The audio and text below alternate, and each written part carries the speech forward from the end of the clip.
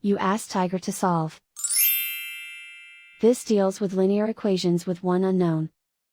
The final result is x equals 5. Let's solve it step by step.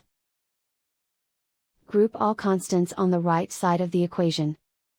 Subtract 12 from both sides. Simplify the arithmetic.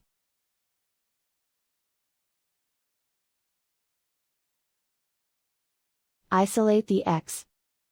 Divide both sides by 7. Simplify the fraction.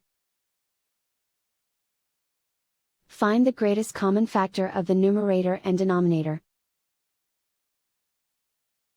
Factor out and cancel the greatest common factor. And so the final result is x equals 5.